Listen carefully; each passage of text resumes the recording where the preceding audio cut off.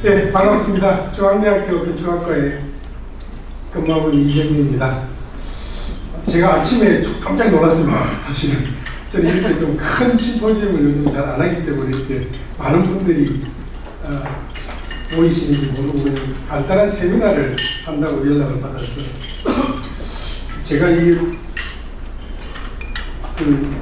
올해 60이 됐는데 제가 낯서야 될 자리하고 낯서지 말아야 될 자리를 좀 구분을 할 줄 알아야 된다고 생각했는데 이게 제가 이런 자리에서 이렇게 오늘 진행하시는 분도 많이 계시는데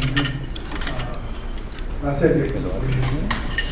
아무튼 뭐 오늘 그 주제가 요즘 조금 이슈가 되고 있는 서울시 그 강남북 고속도로 국채화에 대해 조금 가급적 상세하게 설명을 드리겠습니다. 그 전에 이제 조금 전체적인 인트로도 얘기를 하는데요. 참고로 이제 흔히 이제 우리가 경부고속도로 입체화 이렇게 얘기를 하는데 오늘 제목을 강남북 고속도로가 하면 제가 이거를 준비한 게 한 6, 7년 정도 됐습니다. 오늘 이제 원래는 참석하시기로 한 조원익 청장님, 서초구청에 우리 조원익 청장님이 사실 초기에 구청장을 하시자마자 이걸 꼭 하시고 싶다고 당시 저한테 말씀을 하셔가지고 그동안 한 7년 가까이 쭉 서초구가 주도를 해서 하는데 여러 차례 뭐 이런 거 가지고 국제 심포지움도 하고 했는데 그분 하시는 말씀이 계획은 참 좋은데 왜 그걸 꼭 강남에서 해야 되냐. 그래서 강남에서 하니까 이게 잘 안 될 것 같다는 말씀을 많이 하셔가지고요.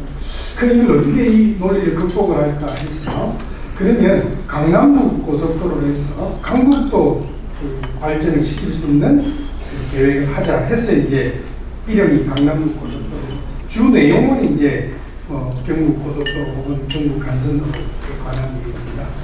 근데 이제 이 내용을 이제 오늘 제가 조금 말씀드릴 내용은 우선 이제 프롤로그로 간단하게 이제 도시 개조 시대에 관한 얘기를 간단하게 하고 이 고속도로 마스터 플랜에 대한 말씀을 드리도록 하겠습니다. 이게 뭐 단순히 고속도로 하나를 지하화한다 이런 것보다는 조금 더 큰 그 패러다임 속에 이게 지금 움직이는 그런 프로젝트가 되겠습니다. 조금 위에 옷을 좀 벗고 가겠습니다.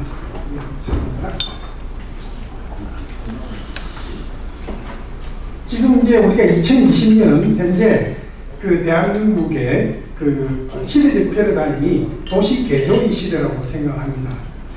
그래서 우리가 이제 잘 아시다시피 우리가 고도성장기에 만들어진 여러 가지 도시 인프라를 지금 다 노후화가 와 있기 때문에 우리가 70년대부터 쭉 도시 개발 시대를 겪어오지 않았습니까? 그래서 각종 인프라가 쭉 뭐 철도, 도로, 지하철 이런 인프라들이 상당히 노후화가 되어 왔습니다. 그래서 현재는 이제 도시 개조 시대를 맞이하고 있다 이런 걸 다 잘 아시겠지만 그래서 이게 뭐 비단 우리나라뿐만 아니라 미국 같은 경우는 미국에는 이제 고도성장기가 1930년대, 40년대니까요. 대개 한 1980년대 정도 되면 이제 그 개조 시대가 오고 일본도 이제 1950년대, 60년대가 고도성장기였습니다. 그러다 보니까 2000년대가 되니까 이제 도시 인프라가 노후화가 오다 보니까 자연스럽게 고도성장기를 겪은 고도성장기 때는 이제 도시 인프라를 잘 아시다시피 이제 대량으로 그 동시에 공급을 하지 않겠습니까? 뭐 일본도 1950년대 때에 그런 많이 공급을 했는데 그럼 한 50년, 60년 지나면 이게 노후도 동시에 옵니다. 당연히 공급을 동시에 했으니까 노후도 동시에 오겠죠. 그럼 우리도 1970년도에 도시 인프라를 지금 뭐 경부고속도로뿐만 아니라 철도해서 대량으로 공급했기 때문에 대개 이제 노후도 동시에 오는 거죠. 그러니까 일본은 2000년대 이후에 노후가 많이 왔습니다.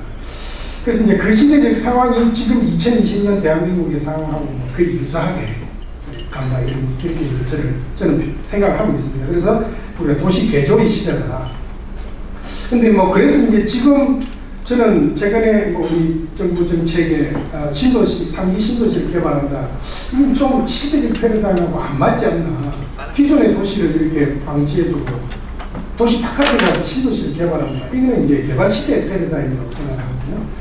그래서 지금은 이제 그 기존 도시를 개조해야 되는데 대개 이제 일본이 1980년대 2000년대 도시 개조 시대가 오면 미국도 1980년대 마찬가지겠지만 대개 도시 인프라를 정비할 재원이 없어집니다.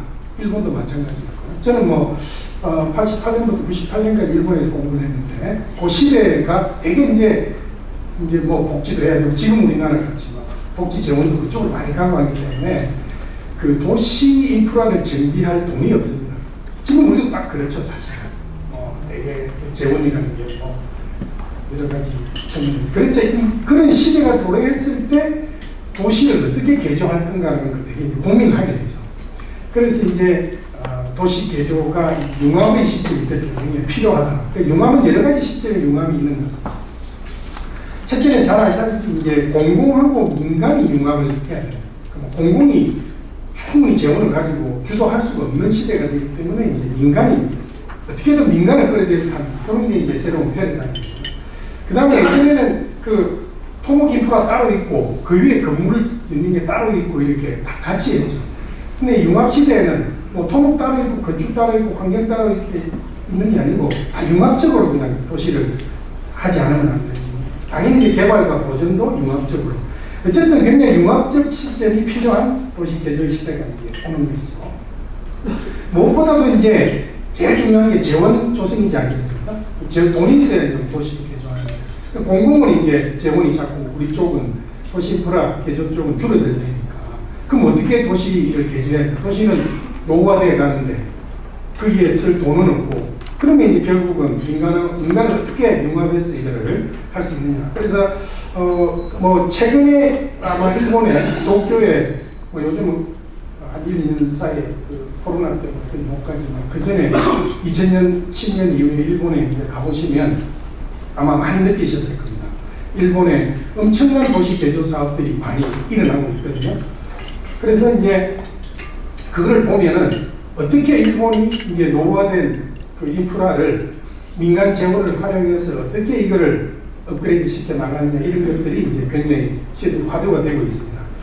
그래서 이제 말씀드린 대로 도시 인프라와 건축물 공원 이게 다 융합이 돼야 됩니다. 그래서 오른쪽은 이제 강일 차고지의 도시 인프라 융합된 최근에 우리나라에도 부분적으로 저런 시도들이 이제 많이 일어나고 있는 것이죠. 그래서 이제 그 가장 저는 이제 대표적인 사례가 삼성동 GBC라고 생각합니다. 예를 들어서 영동대교 지하 탄천 정비, 그 다음에 이제 종합운동장 정비, 이걸 하는데 이제 돈이 없지 않습니까? 서울시에서. 그래서 잘 아시다시피 이제 한전부지 종상향을 통해서 한 1조 7천억 정도 돈 재원을 마련해서 그 돈으로 이제 야구장도 새로 짓고 탄천도 새로 하고 실제로 우리나라에서도 이런 걸 하고 있습니다, 사실은. 어떻게 이제 공공재원 없이, 이거는 서울시에서 거의 공공재원 없이 지금 다 저런 사업을 하니까, 삼성도. 그런 게. 그러니까 일본 같은 데서는 지금 아주 이런 사례들이 너무나 많습니다. 이거는 이제 시나가와 역에 있는 사례인데요. 앞으로 이제, 여기 시나가와 역입니다. 도쿄에 가면 시나가와 역이 이제, 시나가와 역이라는 데가 앞으로 도쿄 나고야 간에 하이스피드 신간센이 들어오기 때문에 시속 500km짜리 여기가 거점역이거든요. 그래서 그걸 지금 건설하고 있는데 그거 하면 옆에 물정수장입니다. 물정수장에 지금 반 정도 사업이 됐죠. 요 나머지 반은이고 반에 이제 그 민간 오피스를 유치를 하고 이 민간 오피스가 유치를 하면서 사용권을 주고 이 정수장을 지하화하고 위에 상부를 공헌한 그러니까 공공재원 전혀 없이 이런 사업을 민간의 재원으로 한 대표적인 사례가 되겠습니다. 지금 이제 서울시에 흔히 주거가 조금 문제가 되니까 주거를 공급할 땅이 없다 그렇게 얘기하는데요. 지금 서울의 우리 장안편 앞에 물재생센터가 있습니다. 중랑천하고 청계천하고 만나는 장소입니다. 거기가 물재생센터가 한 30만 평쯤 있습니다. 우리 서울시에 아마 항공사진 보시면 놀라실지 몰라요. 그 이제 군자 차량 기지도 그 앞에 있고 한양대학 바로 건너편에서 30만 평 정도 되는 땅이 있습니다. 그러니까 거기를 한 30%만 10만 평을 지금같이 저렇게 해서 위에 청년 주거를 공급하면 좀 엄청난 몇만 원의 그 공급을 할 수 있을 것 같아요. 그 전혀 그 공공 재원 없이도 뭐 그런 저런 땅들이 생각을 바꾸면 얼마든지 할 때가 이제 많이 그게 도시 개조다. 그다음 이건 뭐 상당히 유명한 프로젝트지만 도라노몬 길즈라고 죄송합니다. 도시계획 원래 여기가 임해부도 신바시에서 임해부도시로 가는 도시계획 도로인데 여기가 지금 도시계획 도로를 집행을 못 해가지고 민간 땅이 있으니까 도로가 끊겨 있었어요. 근데 이제 2020년도 이제 작년에 올림픽을 해야 되고 올림픽 준비를 한 10년 전에 임해부도심 쪽에 길을 연결을 해야 되는데 임해부도심에 지금 뭐 올림픽 선수촌이 다 그쪽에 가 있거든요. 그 이제 도쿄도에서 방법이 뭐냐? 그러면 이 모리 디벨로퍼한테 당신들이 여기 있는 민간 전부 수용해가지고 당신들이 전부 디벨롭하고 땅을 지하 터널을 연결시켜달라. 그렇게 해가 딜을 해가지고 이미 굉장히 유명한 도라노몬 프로젝트죠. 그게 이제 요게 이제 시부야역입니다. 이게 뭐 시부야역 뭐 잘 아시잖아요. 제일 뭐 도쿄에서 복잡한 거죠. 시부야역 지금 최근에 가보시면 거의 90% 이상 완공이 되죠. 엄청난 프로젝트가 있는데 이게 도쿄 대개조의 제일 거점적인 프로젝트입니다. 이것도 이제 2020년 올림픽 때문에 했는데 지금 시부야역에 전철이 한 8개, 9개 들어오죠. 철도 위로도 오고 밑으로도 가고 이 시부야의 그 계곡이지 않습니까? 하천도 복원을 해야 되고 엄청난 도시 인프라를 정비를 해야 됩니다. 근데 이제 도쿄도가 돈이 없으니까 이걸 어떻게 할까?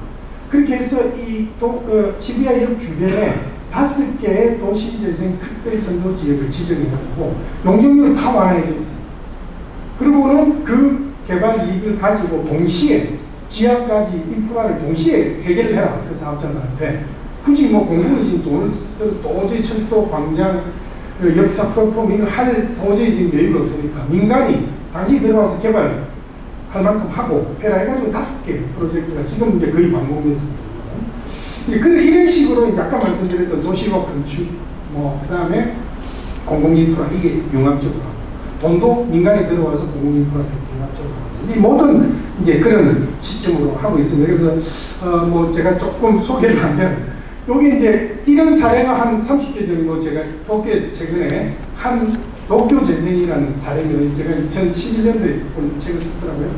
이거를 제가 우리나라에 소개를 해야 되겠다고 소개를 했더니 우리나라는 2010년대가 도시 재생을 한다 그래가지고 전부 공공에서 돈을 받아가지고 전국적으로 돈을 뿌려가지고 그냥 공공주도형 도시 재생을 하니까 아무도 이 책을 사는 사람이 없어요. 민간주도형 도시 재생 제목이 민간주도형 도시 재생인데 그래서 책이 많이 남아있어가지고요. 오늘 제가 2권을 가져왔습니다. 일단 사무국에 드리려고.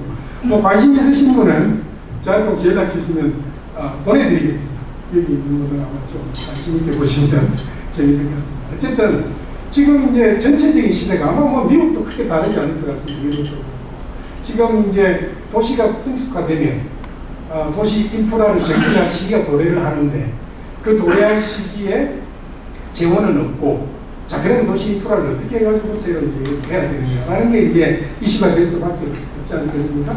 그래서 이제 지금 말씀드린 이런 도시 개조의 큰 패러다임 속에 이제 이 경부고속도로 지하화 이거를 이제 지금 제가 오늘 좀 말씀을 드리려고 합니다. 그래서 이것뿐만 아니라 서울에는 뭐 잘 아시다시피 경부 철도 서울 구간 거기 한 18km 저 우리 수색에서 저 구로까지 한 18km 그것도 이제 지금 지하화 준비를 하고 있는 겁니다. 그 다음에 우리 광진 성동 지역에 지하철 2호선이 지상철로 가지 않습니까? 그거 지하화도 지금 사실 해야 되고 뭐 서울 내에 지금 아까 말씀드린 물재생센터 그것도 지금 받고 있고 뭐 도시 서울 개조할 게 너무 많죠. 하면서 뭐 여러 가지 주택 문제도 해결하고 해야 될 게 너무 많은데 지금 좀 우리는 아직 그런 부분에 좀 방치되어 있는 것 같습니다. 그래서 그 중에 하나가 이제 요 서울 강남고속도로 이렇게 말씀드릴 수 있습니다. 본격적으로 말씀을 드리면 잘 아시다시피 이제 서울 강남북 고속도로라는 거는 이제 양재 IC에서 한남 IC 여기 한 7km 구간인데요. 우리가 이제 경부 고속도로다 이렇게 얘기를 하지만 달래내 고개를 딱 지나서 서쪽으로 들어오면 거기서부터는 서울시가 관할을 합니다. 그 밑으로는 국토부 도로공사에서 관할을 하고요. 여기서부터 서초구입니다라는 팻말이 있으면 거기서부터는 이제 서울시 관할이죠. 그러다 보니까 거기는 이름을 경부 간선도로라고 합니다. 고속도로가 아니고. 그래서 그걸 경부 간선도로. 그래서 이제 양재, 한남, 7km 구간이 이제 메인이고요.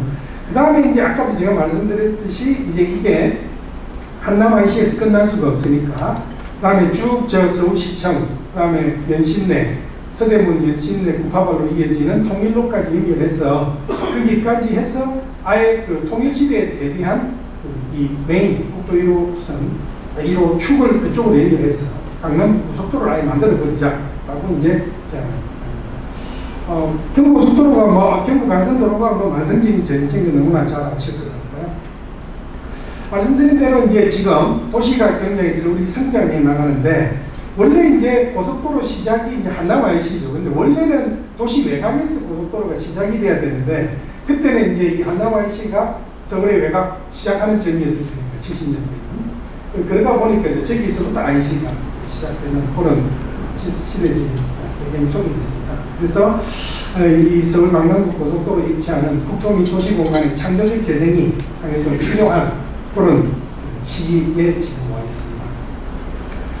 간단한 현황은 뭐 잘 아실 것 같아서 우선 이 경부 간선도로 구간에 대한 거는 잘 아시다시피 이제 한남, 그 다음에 이제 장원은 뭐 크게 이 나오만 있기 때문에, 그 다음에 반포, 서초, 양재, 그 다음에 이제 청계산역, 신분당선, 청계산역이 있는 거기까지가 이제 경부 간선도로 구간입니다. 예. 그래서 전체적으로 착하면 6.8km고요. 양재 IC까지 6.8km고, 우리 경부고속도로가 폭이 100m입니다. 100m인데, 이제 지금 보시는 바와 같이 도로로 사용하고 있는 폭은 40m입니다. 그 말은 양쪽에 30m씩 완충목지가 잡혀 있습니다. 그래서 전체적으로 경부고속도로를 행위하면 도로가 100m다. 그렇게 말씀드릴 수 있고, 실제로 도로로 사용하는 것은 이제 폭이 40m. 다음에 이제 말씀드린 대로 IC를 지금 이제 위에서 보면 평균 한 30m 정도의 완충목지가 도로 양쪽을 따라서 이제 이렇게 조성이 되어 있습니다. 그러다 보면 그 뒤쪽으로 이렇게 완충목지 안에 이면 도로도 있고 되게 방음벽이 쳐져 있고요. 그렇게 그 뒤에 이제 공원이 쭉 조성이 되어 있습니다. 저는 이제 여기 양재에서 한남까지 쭉 7km 걸어봤습니다. 상당히 뭐 이렇게 잘 정리가 되어 있는 것도 있고 의외로 상당히 미리가 잘 정리되어 있습니다. 그 다음에 이제 고속도로가 시내로 들어오면서 예전에 기존 강남도로하고 겹치지 않기 위해서 이게 한 7, 8m 정도 이렇게 또 올라가지고 이렇게 진입을 하지 않습니까? 그러다 보니까 IC별로 그 기존 강남도로를 만나기 위해서는 크로바라 그래가지고 교통성으로 이렇게 둘러서 내려오죠. 그렇게 지금 구조가 되어 있습니다. 그래서 말씀드린 대로 되게 기존 강남도로하고 기존 강남도로보다는 조금 위에 이렇게 떠 있습니다. 그래서 이제 여기 지나가고, 그 다음에 이제 기존 강남도로를 만날 때는 이제 터널로 이렇게 입체 교차하도록 그렇게 구조가 되어 있습니다. 그래서 위에서 보면 이런 모습입니다. 말씀드린 대로 경부고속도로는 폭이 40m, 10차선에서 12차선이 있고 양쪽으로 30m씩 완충목지가 이렇게 잡혀 있습니다. 위에서 보면 반포 IC의 모습인데 되게 이제 이런 모습으로 되어 있습니다. 그러면 이제 이 그 서울 강남북 고속도로 입찰을 왜 하느냐, 뭐 이제 여러 가지 뭐 이유는 간단하게 말씀드리면 아까도 말씀드렸다시피 한남, 양재, 판교 우리 이제 도시 기본적인 우리 국토의 1번 국토축이지 않습니까? 그 다음에 이제 한남에서 시청, 연신내, 통일로로 이어지는 국가의 새로운 신 R&D 성장축을 좀 형성해야 되겠다. 두 번째는 이제 교통재편. 그 다음에 세 번째로는 아까 말씀드렸다시피 우리 경부 간선도로 주변에 미활용 국공유지가 많이 있습니다. 그게 제일 대표적인 게 이제 완충목지가 되겠습니다. 그리고 교통섬 이런 거를 좀 활용해서 요즘 이제 도심 청년주에 이게 이제 굉장히 사회적 이슈가 되고 있으니까 그래서 그런 거에 대한 주택 공급 이것도 여기서 일어날 수 있을 것 같고요. 그 다음에 이제 도로 상부가 도로가 지하화되면 그 40m 폭의 도로 상부는 이제 당연히 공원이 될 테니까 상부 녹지 네트워크를 형성할 수 있습니다. 그래서 보시면 경부 간선도로라는 거는 크게 보면은 입체 구간이 있고요. 그 다음에 입체 거점이 있습니다. 입체 구간이라는 게 완충 녹지 구간입니다. 입체 거점은 교통 IC가 되겠습니다. 그래서 입체 구간은, 우선 입체 구간을 보겠습니다. 입체 구간은 이제 세 개의 말하자면 터널이, 지하 터널이 있고요. 그 다음에 일반 도로가 있고, 그 다음에 도로에 상부 공원이 있는 그 세 개의 레이어로 되어 있습니다. 그래서 우리가 흔히 이제 세 개의 길로 미래를 연다, 뭐 이렇게 이해합니다. 그래서 지하 터널은 이제 지하 40m 밑으로 배심도로 지하 터널이 진행이 되겠죠. 왜냐하면 지금 서울 구간에는 지하철이 많이 지나다니고 있습니다, 이미. 그러니까 지하철하고 겹치면 안 되기 때문에 지하 40m로 배심도로 들어가서 이제 터널이 형성되고, 터널이 이제 TBM으로 그냥 배심도로 하면 됩니다. 그 다음에 이제 로컬웨이라는 일반 도로는 지금 고속도로를 강남에 있는 기존 도로 레벨로 낮추신다고 생각합니다. 지금 이게 떠 있기 때문에 그대로 낮추어서 한 8차선 정도 되는 길을 또 지상부에 만들어줘야 되고요. 그 다음에 그게 지하화되면 자연스럽게 그 공원 상부를 도로 상부를 공원으로 만드는 그렇게 세 개의 레이어로 되어 있습니다. 하나씩 말씀을 드리겠습니다. 우선 이제 지하 터널입니다. 지하 터널은 말씀드린 대로 지하에 이제 양재 전에부터 들어와서 한남까지 나오는 지하 도로가 되겠죠. 근데 이 지하 도로도 크게 두 가지가 있습니다. 급행이 있고 완행이 있습니다. 2차선으로 해서 상관합니다. 그게 이제 왜 이렇게 제가 생각을 했냐면, 우리가, 예를 들어서 이제 달래내고기를 지나서 판교에서 쭉 올라오면 차가,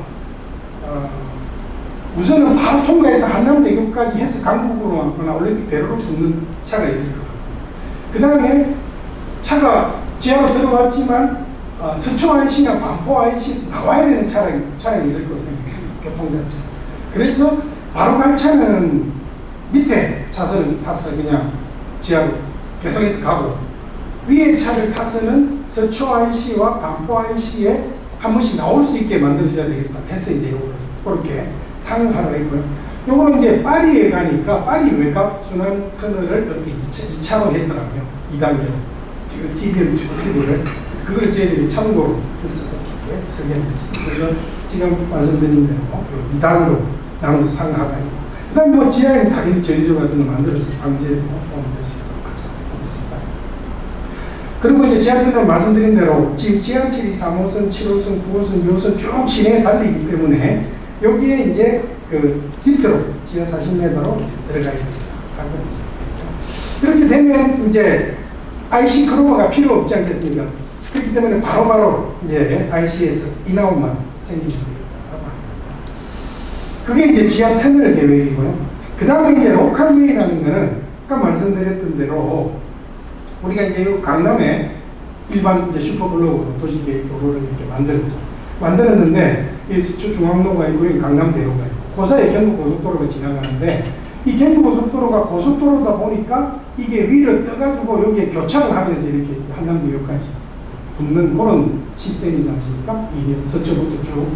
근데 만약에 이제 이게 고속도로가 아니었으면 여기에 일반 도로가 생기겠죠. 그냥 교차하는, 당연히 그게 간선도로가. 그래서 말씀드린 대로 로컬웨이라 그래가지고 일반 도로는 그냥 간선도로를 그 지상부에 하나 더 만들어줘야 될 것 같습니다. 기존 도로하고 교차하는.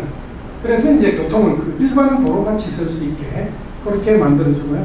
그게 말씀드린 대로 그 경부고속도로를 낮추어서 기존 도로하고 높이를 맞추는 거가 있습니다. 그래서 그거는 지금 보시다시피 이렇게 큐브 박스로 하면 대중교통도 다닐 수가 있고, 그 다음에 이제 일반 차도 거의 일반 강남도로 같이 이렇게 쓰는 도로가 돼야 되겠다라고 해서 이제 이게 일반 도로로 잡혀있습니다. 그래서 아까 말씀드린 대로 지금 여기에 높기 때문에 이 도로가 그대로 내려와서 여기에 설치된다고 생각하시면 됩니다. 그러면 아마 차가 여기에서 나온다고 생각하면 됩니다. 그 윗부분에서. 그러니까 위에는 공원이 돼야 됩니다. 이렇게 이 일반 도로는 당연히 지금 전국 많은 역들이 있는 역세권에 포함이 되어 있기 때문에 대중교통 중심으로 하든지 하면 상당히 도보권에 많은 대중교통이 이용할 수 있는 그런 권역에 포함이 되어 있다고 생각하십니다. 그 다음에 이제 도로가 다 만들어지면 상부에는 당연히 이제 도로의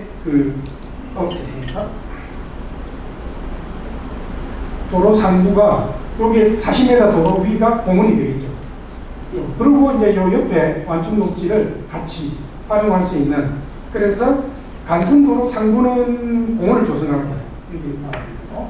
그 다음에 이제 그 완충 녹지에는 이제 그 국공유지니까 거기는 청년주택을 좀 공급을 해서 요즘 이제 주택 문제가 상당히 이슈가 되니까 그걸 이제 여기다가 공급을 하자라고 이제 그래서 이게 이제 이미지인데 나중에 말씀드리겠습니다만 IC는 또 IC대로 별도로 있고요. 여기가 공원이 되고 양쪽으로 이제 청년 주거가 쭉 들어가게 될 것 같습니다.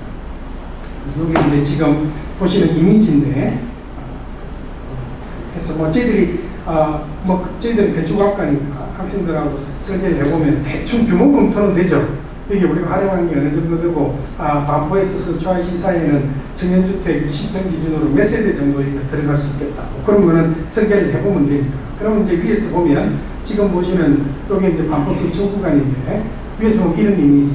가운데 도로 상부는 이제 공원이 있고 양쪽으로 이제 청년주택이. 저는 너무 높이 할 수가 없죠. 저기는 옆에 바로 또 아파트 단지가 있으니까.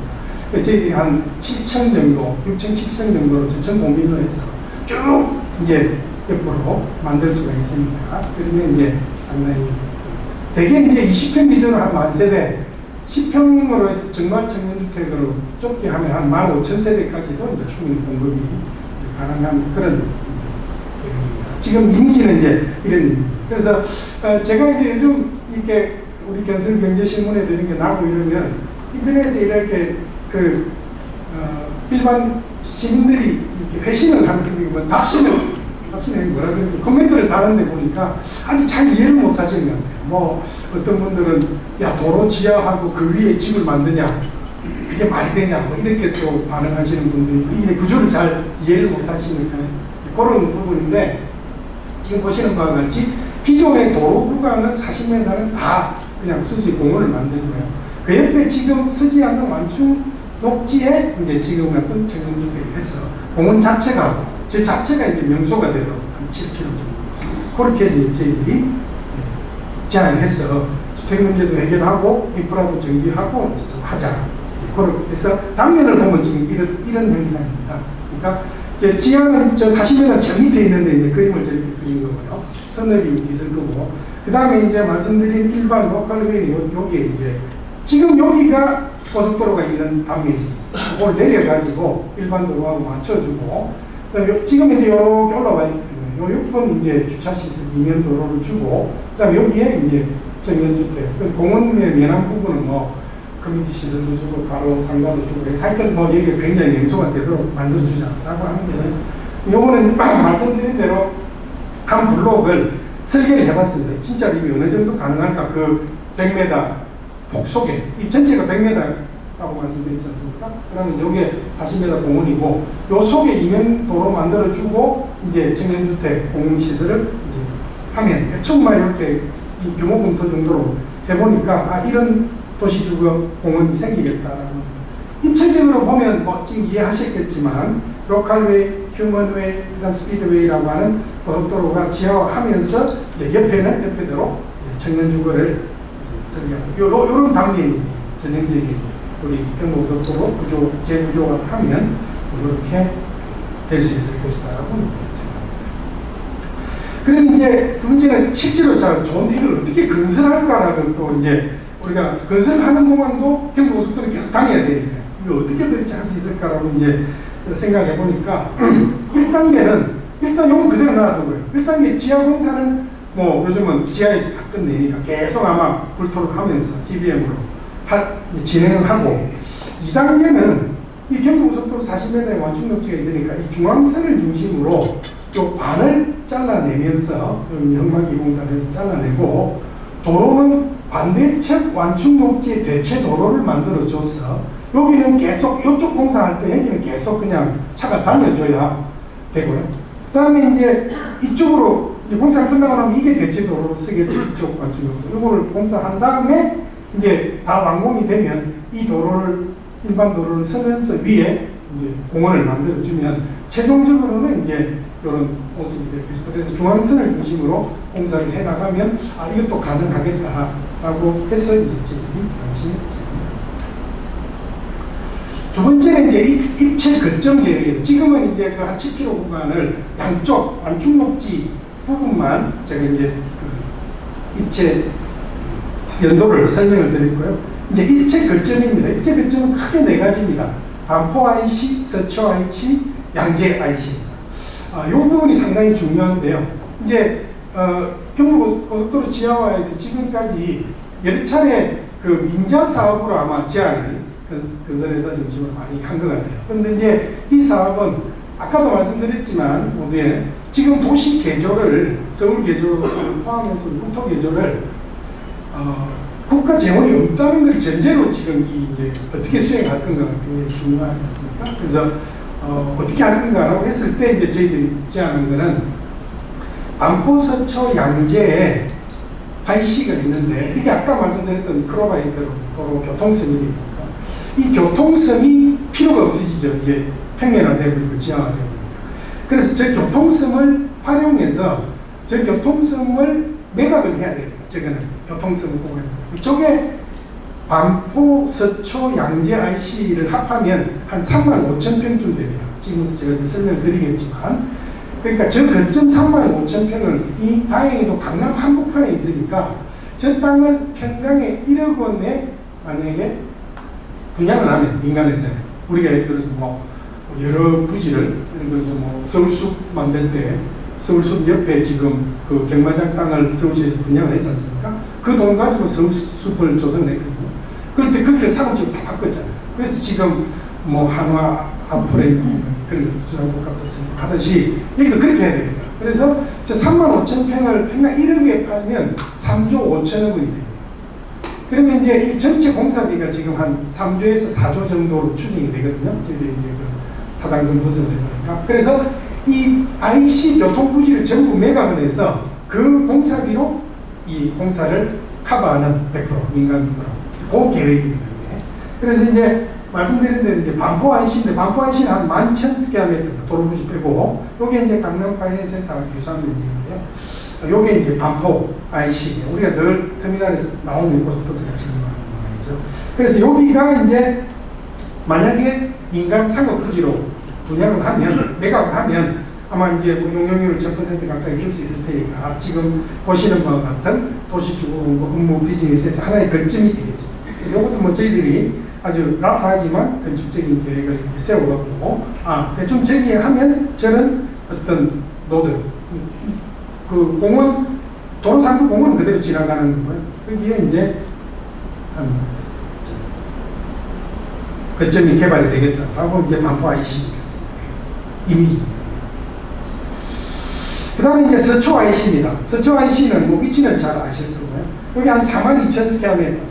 여기 영등포의 타임스퀘어하고 아주 비슷한 규모인데요. 위에서 보면 이런 모습입니다. 아마 그 평소에 지나다니실 때 이게 어느 정도 규모인지를 잘 못 느끼실 텐데 위에서 보면은 저기 상당한 규모의 교통성이 다이어트 이렇게 시내 한복판에 남겨져 있습니다. 저게 유유부지니까 조금 활용할 수 있는 계획입니다. 뭐 계획은 뭐 지금 말씀드린 대로 그래서 공원이 지나가는 곳에 이런 그 서초 IC에 맞는 그런 개발이 가능할 것이다.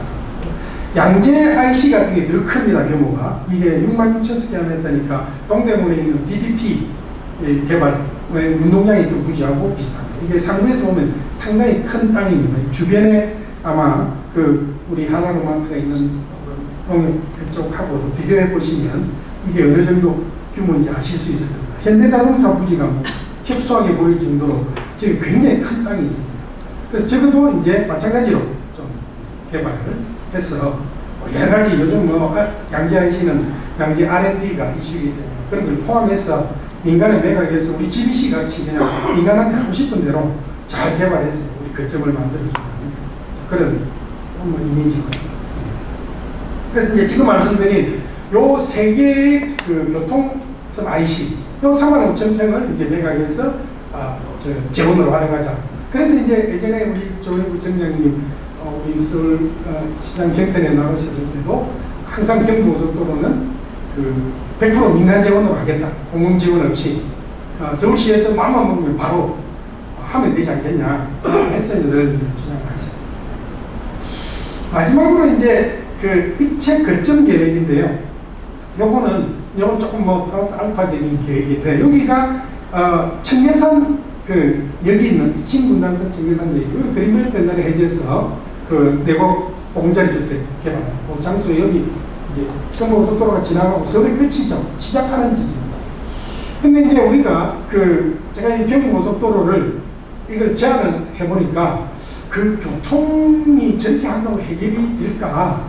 결국은 서울로 들어오는 차 자체의 그 공급을 좀 줄여야 되는 거 아니냐 라고 이제 그때 제안을 주셔가지고 공급을 줄일 수 있는 방안이 뭐냐 했을 때, 이 고속도로 상부 입구에, 서울의 입구죠, 고속도로 상부에다가 환승 주차장을 만들어서 사람들이 이 판교 이남 쪽에서 수도권에서 서울로 갈 때 필요하면 여기다가 고속도로 상부 주차장에 차를 세워놓고 내려가서 신분당선 타고 그냥 양재든 강남이든 갈 수 있도록 하면 오히려 전체 수요가 좀 줄 수 있겠다 해서 요 고속도로 상부에 환승 주차장을 이제 제안하는 계획입니다. 그래서 이 고속도로가 그 상부에다가 이런 환승 주차장을 이제 만들었어. 뭐 이미지입니다.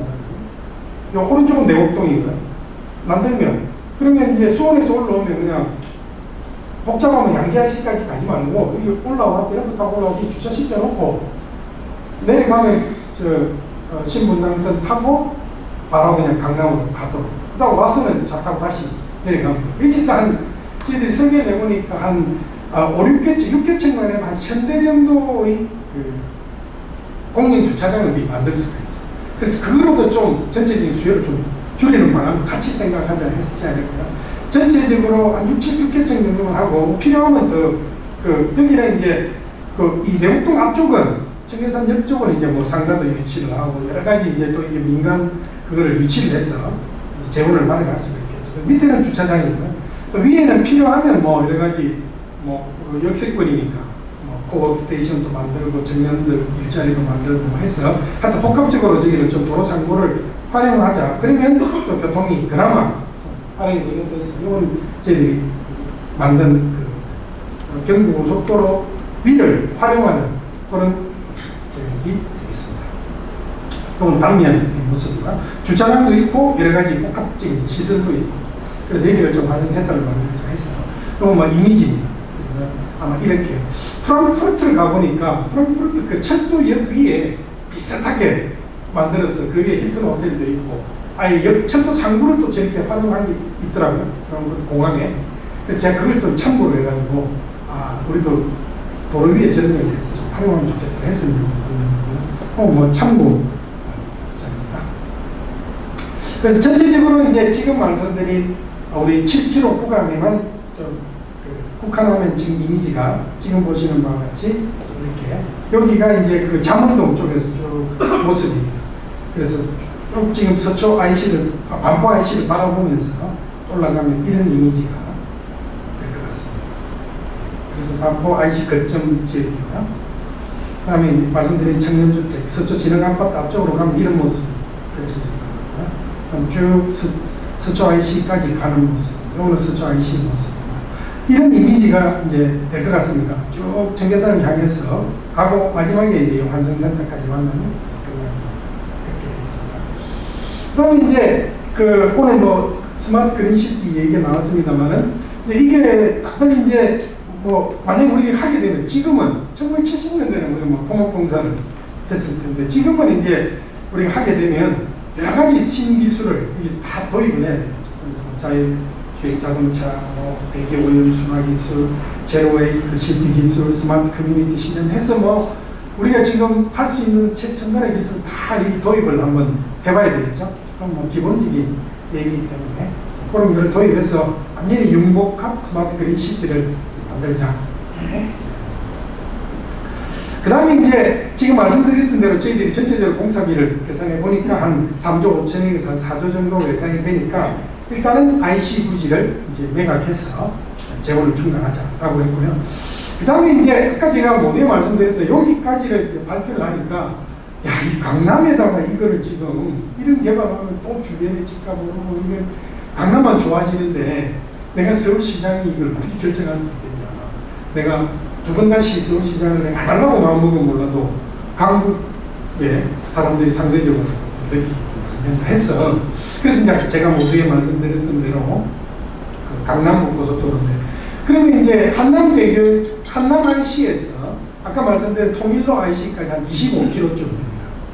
그 25km를 그러면 여기를 지하 고속 터널을 만들어야겠다.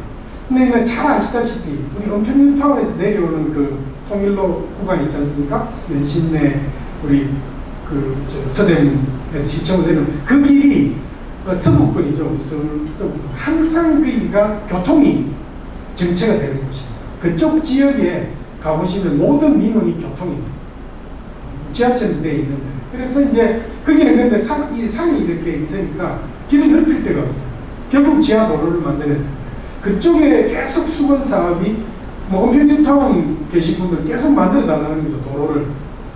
그래서 은평뉴타운이 이제 집값이 안 오는 이유가 그렇게 좋은 환경에 좋은 주택을 지어줘도 교통 때문에 사람들이 집값이 잘 안 오른다 그러더라고요.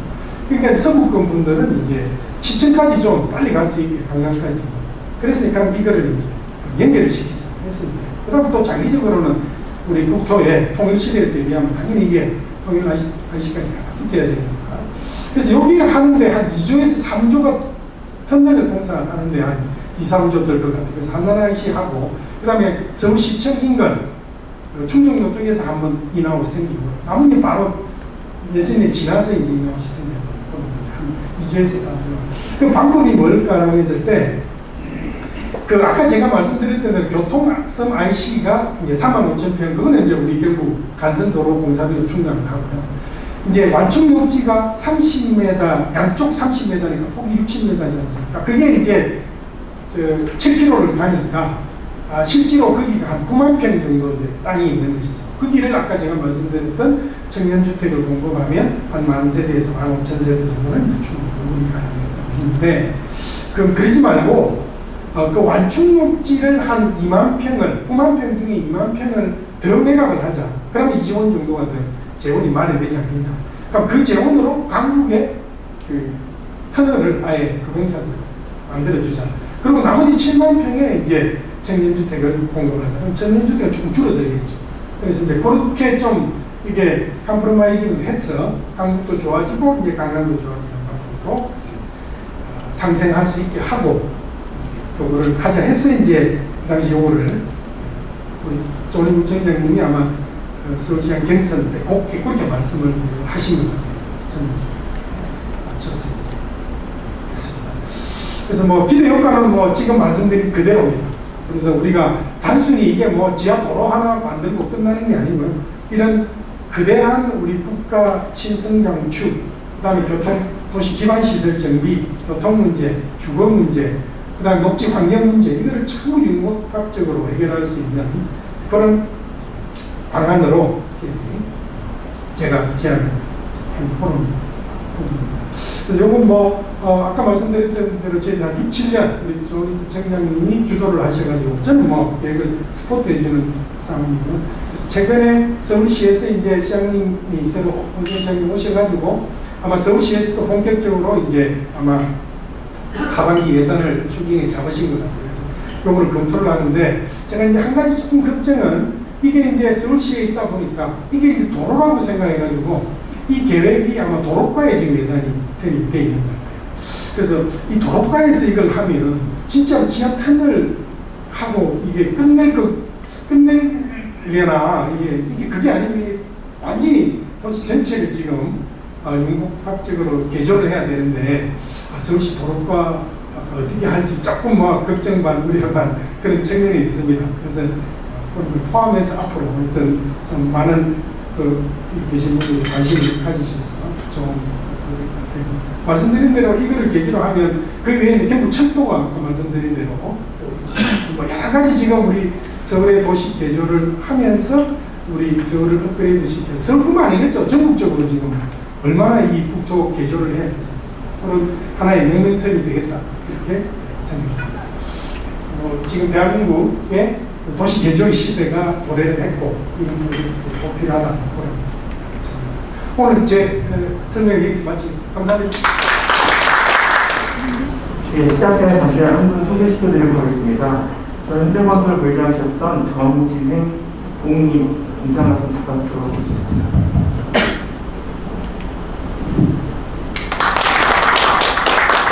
네, 안녕하십니까. 작년 말까지 현대건설의 부회장으로 근무했던 정진행입니다. 오늘 아주 좋은 주제에 좋은 모임이 있다고 해가지고 이렇게 왔습니다. 앞으로 자주 여러분들 찾아와서 뵙도록 그렇게 하겠습니다. 대단히 감사합니다.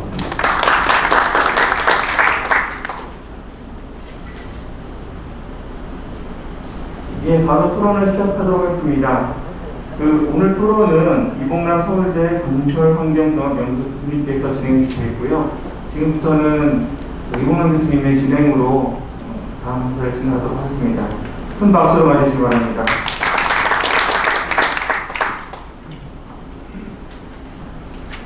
안녕하세요. 제가 이런 토론회를 한다고 그랬더니 2007년 동안 저한테 강의 들었던 학생이 이런 말을 하더라고요. 도로를 없애야 되는데 현대자동차에서 뭐라고 선언했잖아. 왜 어바이어 도로 없어지는 추세인데 그거에 또 도로를 확장하려고 하세요. 이 말씀 드리는 이유는 참 다양한 것 같아요. 오늘 주제 발제에 담긴 내용 자체가 보니까 눈곡하기라든가 스타드, 스마트 그린시티, 교통, 지하화 이런 것들이 융합된 것 같습니다. 그래서는 좀 이상한 게 이게 분명히 교통 문제를 이슈가 된 건데 모두 국민들의 관심이 교통 문제 뒷전이고 공간 활용을 오는 것 같습니다. 오늘 아마 내용도 그런 것 같은데 이거는 공공성을 중심에 두고 있는 아니면 공간 활용을 중심에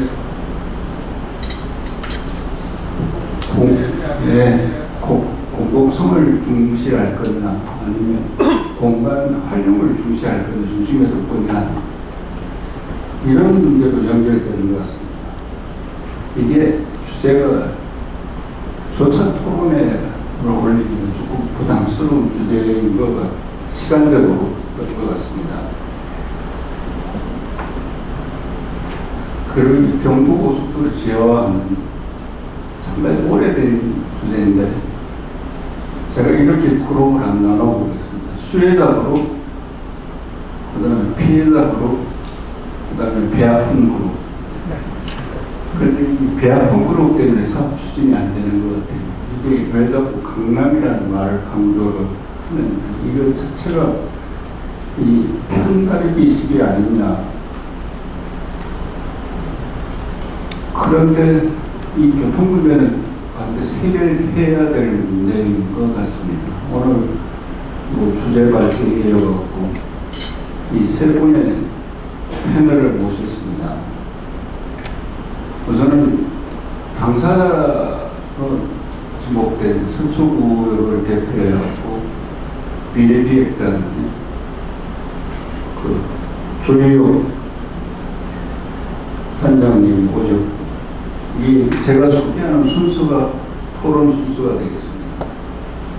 그다음에 교통인프라 구축 쪽에 주로 이제 학회를 대표해서 이성우 대한통목 학회장을 모셨고, 그다음에 공간 활용에 대해서 도시 공간 설계에 대해서 운영을 이루신 임동우 교수께서 지금 토론자로 나오셨습니다. 아까 사회자께서는 시간이 초과되도록 한다 해도 양해를 구하는데 저는 가능한 시간을 지키겠습니다. 여러분들의 다양한 의견을 듣기 위해서 패널들한테 10분의 시간을 할애를 하겠습니다. 우선은 조 단장님 먼저 시작을 해주시면 인사드리겠습니다. 안녕하세요.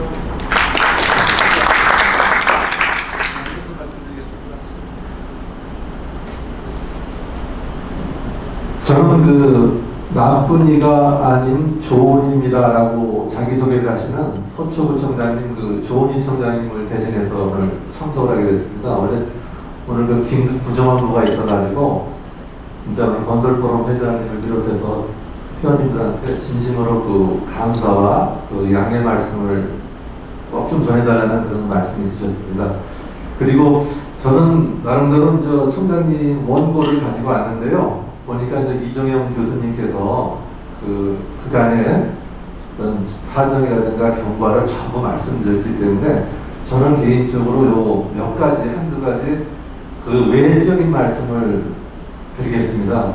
사실 저희가 이제 94년도에 조은희 총장께서 서초구청에 취임하면서 가장 보니까 서초구를 좀 개발을 좀 이끌어 나가는데 제일 중요한 게 경부고속도로가 서초구 잠원동부터 양재까지 관통을 하다 보니 이것을 해결하지 않고서는 서초구의 어떤 발전이나 이런 것들을 도모할 수 없겠다, 이런 생각이 좀 있었습니다. 그래서 당시에 이제 아마 이정영 교수님하고 이제 그럼 어떻게 하면 이것을 할 수 있겠느냐라고 이제 추진하게 된 그런 경과가 되겠습니다. 그래서 이제 그 다음부터 그렇다면 어떤 방법으로 이걸 좀 추진할 것이냐, 내가 나름대로 생각을 해보니까 공론화를 좀 거쳐야 될 텐데, 아시다시피 국토부하고 시하고 이런 데서 이제 좀 허가권이라든가 공사권을 쥐고 있기 때문에 저희가 할 수 있는 무슨 한계가 있었습니다.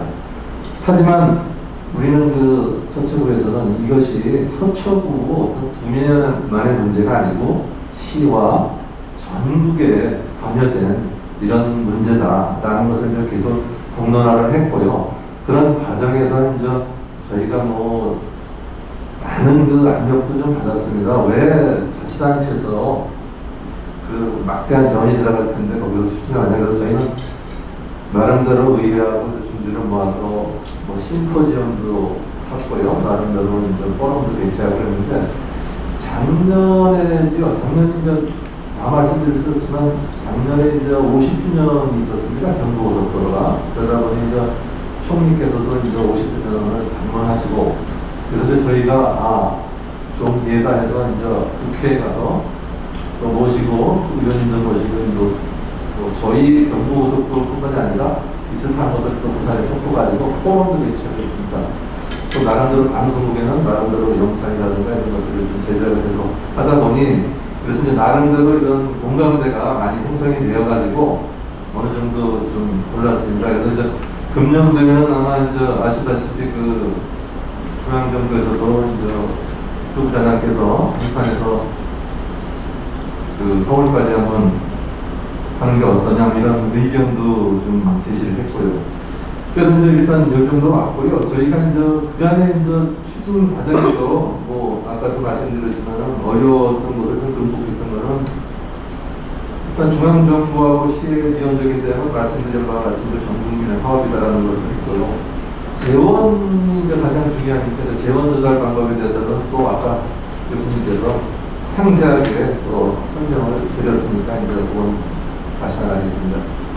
또 문제는 이제 어느 정도 공론화되다 보니 주민들께서 이제 기존에 이제 아파트가 형성이 되어 있는데 거기에 또 주택을 들어가게 되면 또 여러 가지 이제 평수의 주택과 또 자기 주거 형태가 이제 안 맞는 이런 문제들이 발생하니까 나름대로 또 이제 그분들을 설득해야 되는 그런 좀 내부적인 부분들이 또 좀 발생이 되더라고요. 하지만 여태까지 큰 그림들은 많이들 지켜왔기 때문에 저희가 그 정도는 잘 설득과 소통을 계속 극복할 수 있다고 생각되고요. 다만 이제 저희가 걱정되는 서초구의 입장에서는 이제 이게 어느 정도 공간에 넣다 보니까 국토부 또 개인별 지금 포럼 하시는 사업단 이런 건설회사라든가 이런 분들께서도 이런 것을 이제 계획을 삼아서 저희한테 이제 자료 요청 같은 거라든가 좀 이런 것들을 많이 문의하시더라고요. 아마 이게 사업성이라든가 이런 것들이 있다고 이제 생각하시는 모양입니다. 그런데 이제 지상으로 갈 것이냐, 또 지상을 유지하고 지하만 할 것이냐, 또 어떤 여러 가지인데 저희 안 하고 각각 추진하는 안이 좀 틀립니다. 그래서 이제 그런 것들은 이제 어느 정도 형성이 되면 저희들이 그 주민의 이익이나 이런 것들 좀 맞춰볼까 이런 좀 생각을 해보고 있습니다. 그래서 지금 현재는 금년 4월에 지방선거가 시장님께서 이제 새로 취임하시면서 그 이거에 대한 방위성이라든가 이런 것들을 검토하셔가지고 금년에 용역 사업에 일단은 무겁을 좀 반영을 했는데요. 뭐 교수님이 아까 도로과에서 하는 그런 부분들이 있는데 물론 그런 것도 있지만 시라는 게 지금 뭐 107명의 시의원 중에서 102명이 이제 어떤 그러니까 원활한 이런 걸 하기는 좀 쉬운 그런 점은 아닙니다. 그래서 아마 그런 것들도 저희가 적극적으로 건의해서 실질적으로 도움이 될 수 있는 수준이 될 수 있는 그런 구설로 하도록 이렇게 하도록 하겠습니다. 다시 한번 초대해서 감사드리고요. 저희는 저희 서초구청에서 94년부터 이렇게 추진했던 사업이 이렇게 결실을 볼 수 있도록 지금 포럼이라든가 특별히께서 계속해서 좀 사업과 공유해 주시면 대단히 감사드립니다. 감사합니다. 예, 고맙습니다. 이 시간을 좀 맞춰주시면요. 이게 서초구청의 수건사업이라고 수혜자분이 서초구청처럼 인식을 하는데 나름대로 전국 이슈로 만드는데 이 대립에서 협력 관계로 변신을 하는데 아마 노력을 하시고 계시다는 말씀으로 제가 결론을 내리겠습니다. 다음은 교통문제 지하공간 이 문제에 대해서 이상호 교수님께서 말씀하십니다.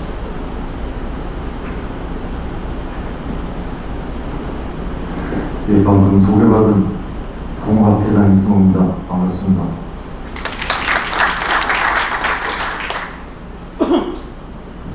오늘 사실 제가 작년에 여기 병원을 가입하고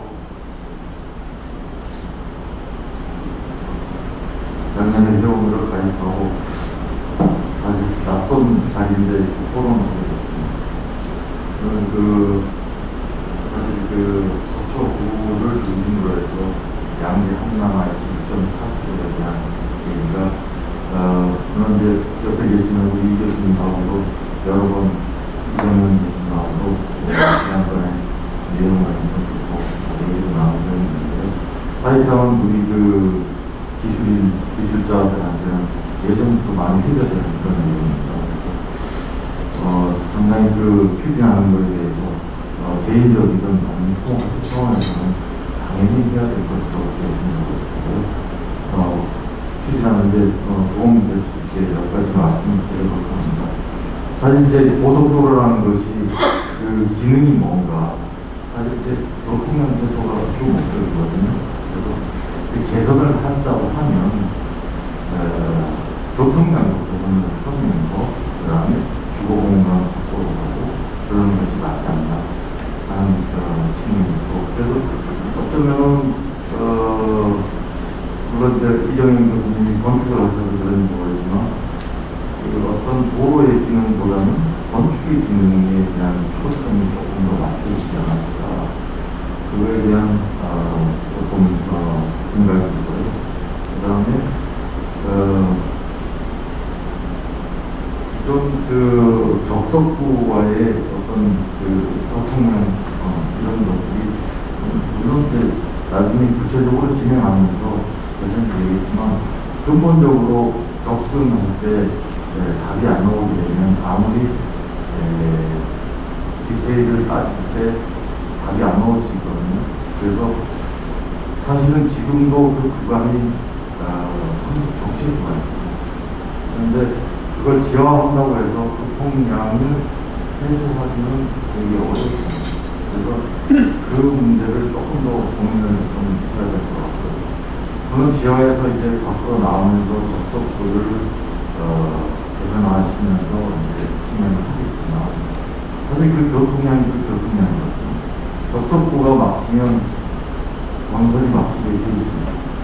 그렇게 되면 지하 공간에서의 막힘은 굉장히 짜증나는 일이거든요. 그래서 지금 아까 그 IC 부분에 대한 여러 가지 그런 공간계 분명히 이제 예전부터 공감을 하고 그런데 사실상 그 원초적인 기능이 고속도로, 그냥 도로가 아닌 강릉도로가 아닌 고속도로거든요.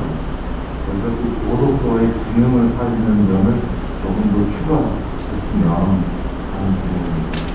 그래서 사실은 세계적인 그 빅시티들의 고민거리가 구도심과 새로운 도심, 뭐 예를 들면 파리 같으면 라떼방스를 새로 이렇게 개발했는데 구도심과 라떼방스의 연결이 잘 안 됩니다. 구도심은 이제 관광으로 이제 바뀌어버렸고 새로운 그런 시설들은 다 라떼방스로 가 있는데 서로 연결이 잘 안 됩니다. 그래서 지금 파리도 되게 고민을 많이 하고 있습니다. 그런데 아까 이제 일본 얘기도 많이 하셨는데 일본은 되게 고민입니다. 시부야 개발하는데 이제 시부야도 예전에 보면 아까 그 지나가와도 얘기하셨지만 구도심이었거든요. 근데 지금 이제 그거를 다시 구도심에 대한 개발을 해야 되겠다 하는 그런 컨셉으로 빅시티들이 지금 되게 고민입니다. 서울은 뭐 더 할 나이가 없고 다만 이제 조금 아쉬운 게 외국보다는 조금 늦게 시작했다는 거 이해 좀 아쉽습니다. 그래서 대부분 이제 그 첫 번째 컨셉이 도시의 기능을 원활하게 하기 위해서는 교통량의 개선이 필요하겠다. 그런 것들이 기본 이제 다들 생각입니다. 근데 지금 이제 구도심이라는 것이 사실 굉장히 그 예전에 그 도시계획으로 되어 있기 때문에 사실 교통량 개선하기가 쉽지는 않습니다. 굉장히 어렵습니다. 그러다 보니까 이제 지하로 들어가게 됩니다. 그래서 이제 지하로 들어가는데 그래서 제가 몇 가지 이제 자료를 갖고 왔는데 10분에 대한 토론이라 몇 가지 말씀드리면 지금 그 왼쪽 편에 보는 그림이 2019년에 이제 서울시에 지금 하고 있는 공사 현황입니다. 빨간 거는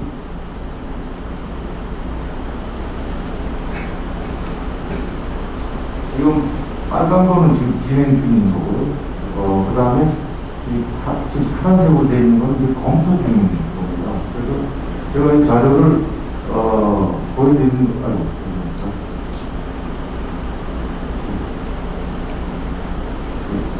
이 자료를 보여드리는 것은 이제 아까 얘기했듯이 경부고속도로를 지하화해서 강구로 연결해서 가진다고 했는데 기존에 우리 계획되어 있는 내용들과 서로 연결이 안 되면 사실 그거는 한 줄의 그냥 축에 불과한 거거든요. 서로 그 간선도로하고 연결이 안 되면 고속도로의 기능도 역할도 잘 못하고 또 거기 그 상부에 있는 여러 가지 시설들도 물론 엄밀도로는 낮지만 그 여러 가지 효과적인 측면에서 비치가 하지 않겠느냐. 그래서 그 내용들은 아마 우리 교수님 참고하시라고 제가 말씀드리고요. 지금 이제 이런 여러 가지들이 다 지하로 들어갑니다. 이 지금 지하 공사거든요. 그래서 저는 경부고속도로 지하화하는 거에 대해서 개인적으로 찬성합니다. 이거는 찬성하되 이런 여러 가지들과 연결을 하셔서 진행하면 좀 더 큰 효과를, 시너지를 낼 수 있지 않을까. 그래서 지금 이제 최근에 보면 이게 GTX인데요. 철도는 고속도로 가고 있습니다. 다들 이제 우리가 시대가 빨라지고 또 정보가 얼마나 빨라집니까? 그러다 보면 뭐 최근에는 서울시가 또 전체 그 도시 속도를 50km 이하로 이제 내리고 있는데 실제적으로 젊은 사람들, 젊은 세대는 이 50km에 대한 그 내용을 받아들이지 않고 있습니다.